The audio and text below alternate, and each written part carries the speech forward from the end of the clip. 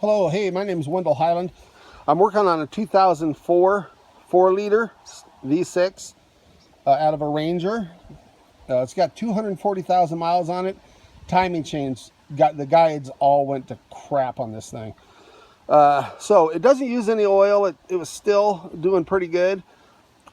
Once I started losing the guides, though, it started running like crap. So I pulled it out, and then first thing I checked is the cams, got it to number, or got it to top dead center on my pin here. Guide pin on the crank is at 12 o'clock. Number one piston's at top dead center, and it's on compression stroke.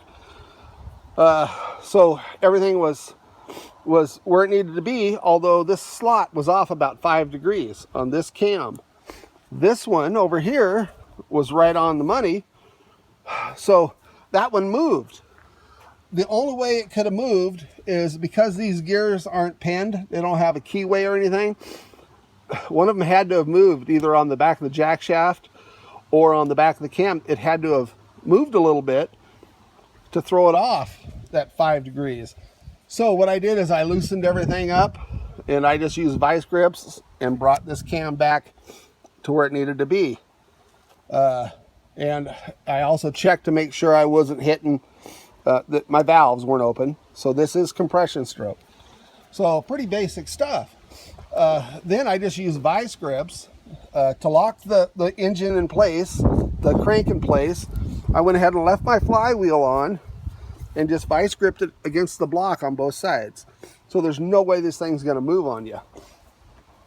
Yeah, and then I went ahead and vice gripped each cam and torqued the new gears down and on both sides, making sure the slot stayed parallel with the top of the head, and voila. Then this one, pretty basic. The keyway was still lined up, so I just torqued this down.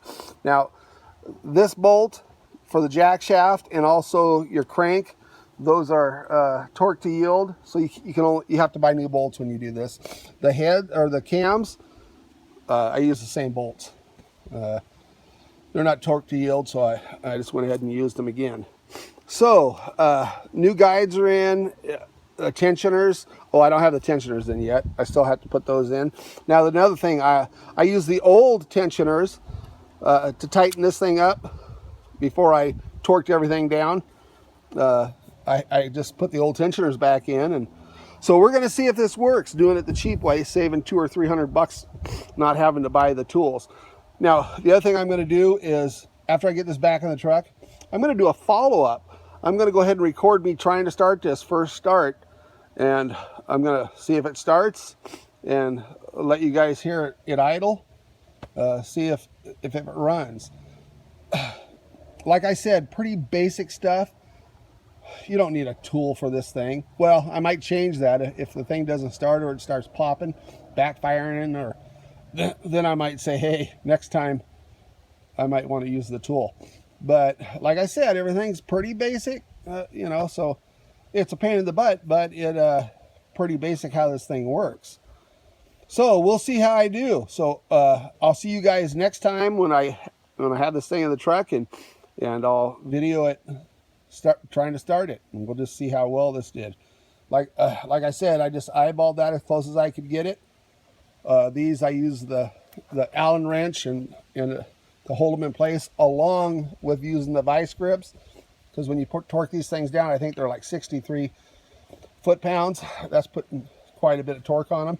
These are different on front to back, which doesn't make any sense, but these are torque to yield, so you have to go, I think this was 33, and then you go 90 degrees past on your torque. Same with the backside, except I don't think it was 32. I can't remember exactly what it was.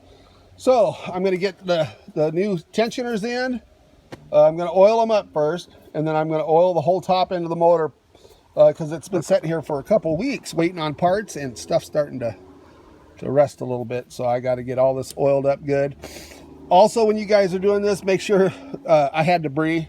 I had a timing chain guide debris in my oil pan, so I pulled it off. And also make sure your pickup doesn't have any, your oil pickup doesn't have any crud piled up against the screen there to inhibit your oil flow. Other than that, you guys wish me luck. If this works, then that special tool thing is just a scam. Let you know. Talk to you later. Bye.